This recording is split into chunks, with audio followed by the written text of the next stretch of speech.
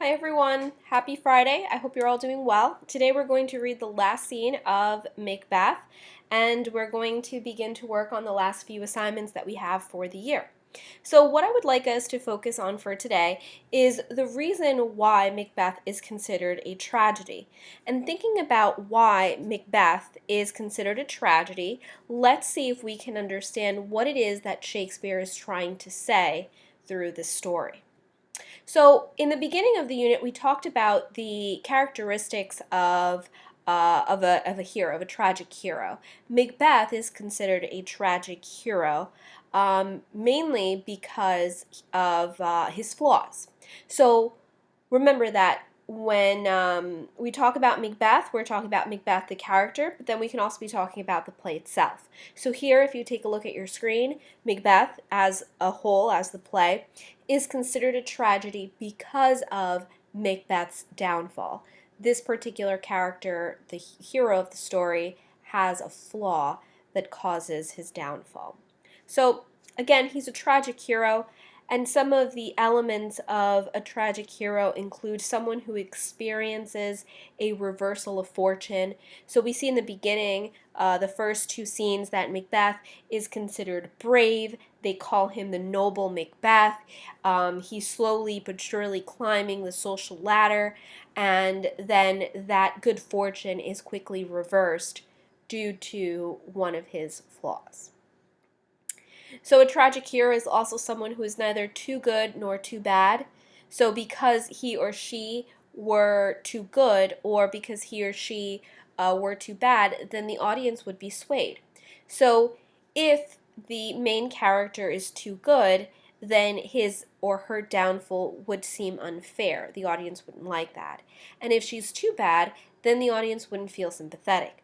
However, Macbeth, as the character, kind of falls in the middle because we see that he does have good in him, right? Again, he's described in the beginning as noble Macbeth. And he does whatever he can for the king, King Duncan. But he's also not all evil because we see that he's really pushed to his downfall, one by the manipulation of his wife, Lady Macbeth, and her own ambition, but also because of the witches and what they did to create these images in his mind of someone who is undefeatable. So a tragic hero, again, has a fatal flaw. It's an aspect of his or her character that leads to his or her downfall. And in this case, we know that Macbeth is very ambitious. A tragic hero is engaged in a conflict that can only be resolved with his or her downfall. In other words, if Macbeth were to confess that he killed the king, his problems would only be resolved by him being stripped of his kingdomship. So whatever it is that's going to resolve the conflict within a tragic hero's life, it's going to ultimately end with his or her downfall. A tragic hero also has a moment of recognition in which the unresolved conflict and or the nature of his or her fatal flaw becomes clear. And we see that in the last few scenes of Act 5 when Macbeth realizes, whoa, this prophecy is coming true and I've done bad, right? He asks the doctor if there is some sort of cure for him in Scotland as well. So I want to talk to you about the themes in Macbeth and kind of recap this with you because it's going to be important to one of the last assignments that you're going to have. So a theme, again, is an idea that recurs in literature. It's the underlying message or big idea. So you have to think about what belief about life the author is trying to convey in the writing of this play, in this case Shakespeare. So in Macbeth, we know that there are several important themes. We have ambition, the idea that too much ambition can be dangerous. Fate and free will, so think about what Shakespeare would try to say about that. The supernatural or appearance versus reality and illusions. Greed, we know that Macbeth and Lady Macbeth are very greedy. Ambitious, I guess, would be linked to greediness. And then you also have guilt, and this kind of comes up towards the end of the play, one from Lady Macbeth, and then ultimately by Macbeth. So I want us to think about these as we go into the last scene of Macbeth. So let's take a look at the scene, and then I'll bring you back here to talk about your assignment.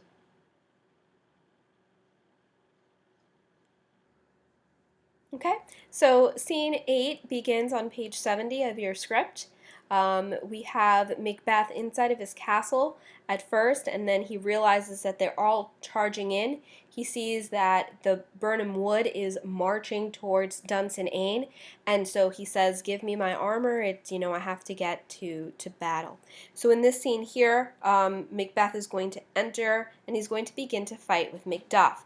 Keep in mind that the second prophecy hasn't come true yet, that no man born of a woman will ever harm Macbeth. And we know that everyone is born of a woman. And how could this be true? So keep in mind also this idea of illusions and how sometimes what we see isn't always as it should be or as it is.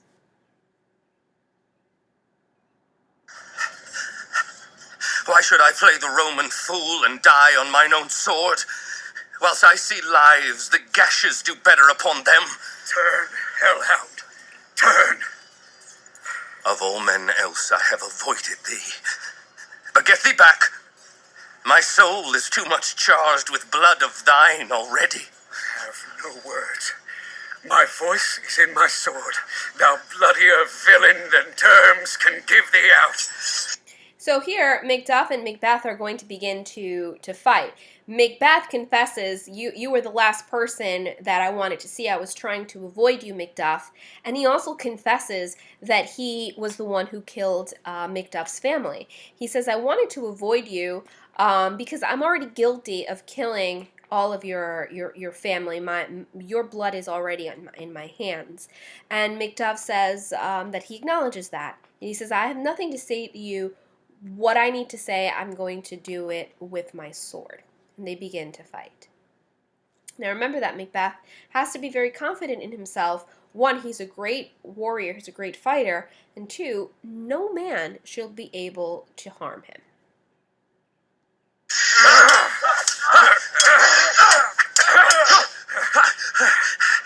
Thou losest labor.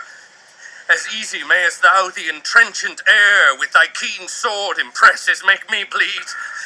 Let fall thy blade on vulnerable crests. I bear a charmed life, which must not yield to one of woman born. Spare thy charm, and let the angel whom thou still hast served tell thee Macduff was from his mother's womb untimely ripped.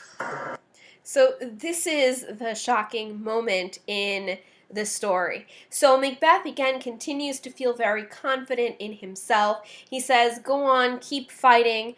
You can't harm me. I have a charm. I have a blessing in my life that no one born of a woman would ever harm me." Right, and this is what he's saying here. I bear a charmed life which must not yield to one of woman born. And then Macduff says, well, you could forget about that charm, that idea that no one can harm you, and forget about the evil spirit that told you that. So he's talking about the witches.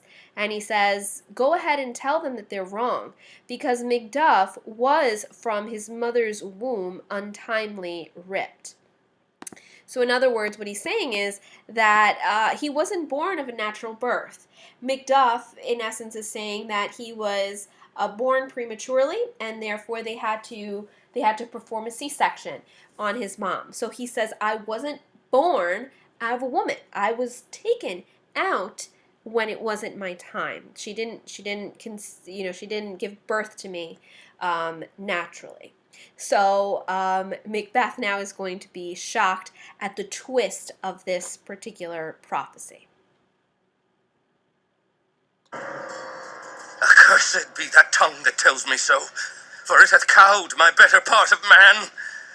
And be these juggling fiends no more believe that palter with us in a double sense, that keep the word of promise to our ear and break it to our hope. I'll not fight with thee. Then yield thee, coward, and live to be the show and gaze of the time, we'll have thee, as our rarer monsters are, painted upon a pole, and under it, here may you see the tyrant. I will not yield to kiss the ground before young Malcolm's feet, and to be baited with the rabble's curse. Though Burnham Wood be come to Dunsinane, and thou opposed, being of no woman born, yet I will try the last. Before my body I throw my warlike shield. Lay on, Macduff, and damned be him that first cries, "Hold! Enough!" So they begin to fight, and Macbeth says, fine, okay, so, you want to kill me, you want to have my head up on a stick and tell people that here is the tyrant of Scotland. I'm going to fight until the very end. He says it doesn't matter if you were not born of a woman. It doesn't matter if Burnham Wood has made it to Dunsinane. I'm going to continue to fight until somebody says enough. So until their death.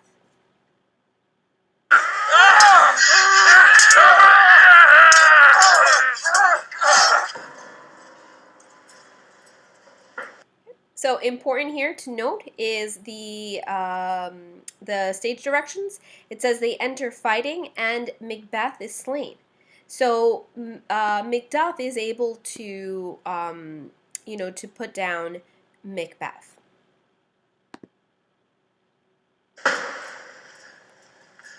I would the friends we miss were safe arrived. Some must go off, and yet by these I see so great a day as this is cheaply bought. Macduff is missing, and your noble son. Your son, my lord, has paid a soldier's debt. He only lived but till he was a man, the which no sooner had his prowess confirmed in the unshrinking station where he fought, but like a man he died. Then he is dead. Aye, and brought off the field. Your cause of sorrow must not be measured by his worth, for then it hath no end. Had he his hurts before? Aye, on the front. Why then, God's soldier be he. Had I as many sons as I have heirs, I would not wish them to a fairer death. And so his knell is known. He's worth more sorrow, and that I'll spend for him. He's worth... So just before I continue with this, remember that now Seaward has just lost his son.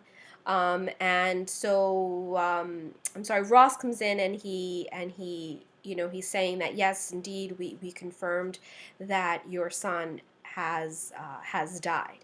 Malcolm also says that Macduff is missing. They don't know that he has been fighting Macbeth inside of the castle. No more. They say he parted well and paid his score, and so God be with him. Here comes newer comfort. Hail, King, for so thou art. Behold where stands the usurper's cursed head. The time is free. I see thee compassed with thy kingdom's pearl, that speak my salutation in their minds, whose voices I desire aloud with mine. Hail, King of Scotland! We shall not spend a large expense of time before we reckon with your several loves and make us even with you, my thanes and kinsmen. Henceforth, be earls, the first that ever Scotland in such an honor named.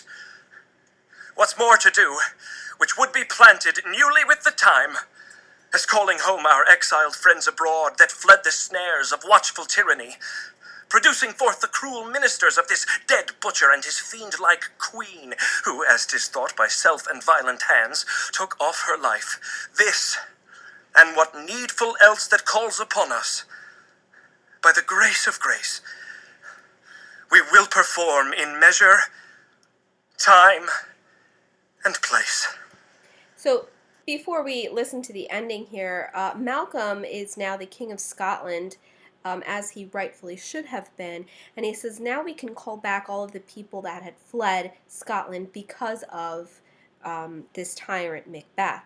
But we also get confirmation about Lady Macbeth and how she died. So here, Malcolm tells us that Lady Macbeth took off her life. So she committed suicide as a result of her her guilt.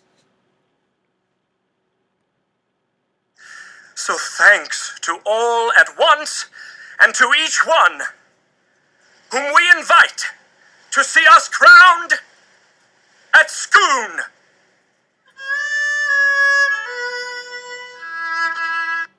And that brings us to the end of Macbeth. So, very similar to all of the other deaths in the play, it's very quick and it happens without really the audience seeing it. The audience probably would have seen Macbeth being slain on stage, but again, they don't. Shakespeare doesn't spend that much time on it. The next thing that we know is that Macduff leaves the castle with Macbeth's head as confirmation that he killed him. So let me bring you back to the themes, and then I want to discuss the ending of this play with you. All right, so that brings us to the end of the play Macbeth. So I'm bringing you back to our PowerPoint where I explained some of the important themes that we saw in Macbeth. Ambition, too much ambition can be dangerous. The idea of fate versus free will. The idea of the supernatural versus appearance, or we can also think about appearance versus reality. Greed and guilt. So these are some of the messages that Shakespeare had when writing Macbeth. Your job now is going to be to write an essay. So very similar to what we've done throughout the year, what I'm asking you to do is to write a well-developed text-based response of 2 to 3 paragraphs. In your response, identify a central idea in the text and analyze how the author's use of one writing strategy, either a literary element, a technique, or a rhetorical device, develops the central idea. You need to use strong and thorough evidence from the text to support your analysis. Do not simply summarize the text. So, when we talk about that word convey, again, the state likes to use that word a lot, and very simply we can replace it with the word say. What is it that Shakespeare is trying to say? So the central idea is going to bring you back to these themes: ambition, fate versus free will, the supernatural, appearance versus reality, greed, guilt. What is it that Shakespeare is trying to say about these larger themes? So what you're going to do is really think about one particular writing strategy. We've spoken about a number of them throughout the unit. We've talked about symbolism, we've talked about structure, which then would be a rhetorical device that you could use. And you also have a lot of examples of metaphors and similes and personification. You could look back at all of the videos where I gave you different examples of all of these different writing strategies that Shakespeare used. You're going to develop your 2 to 3 paragraphs by having an introduction. Your introduction should tell me the title of the story. In this case, it's a play, so you can use quotation marks or you can italicize it. And you need to use the complete title, The Tragedy of Macbeth. And you also have to explain who wrote it. In this case, you are going to write William Shakespeare. Look back at the PowerPoint that I gave you in the beginning of the unit that gave you some background information about the story of Macbeth. You can use that to establish your introduction. The last sentence of your introduction, again similar to what we've done throughout the year, should include your central idea. The central idea, again, is coming from any of the themes we've covered in Macbeth. And then your additional 2 paragraphs are going to be your development of that central idea. Pick 1 or 2 scenes, or maybe you can pick 1 or 2 different acts and look at how Shakespeare develops the theme of ambition. How did Macbeth develop from Act 1 to Act 3, or from Act 1 to Act 5? You can also talk about Lady Macbeth as well. So I'm here if you have any questions. Please message me on Schoology or shoot me an email. And I will see everyone on Tuesday.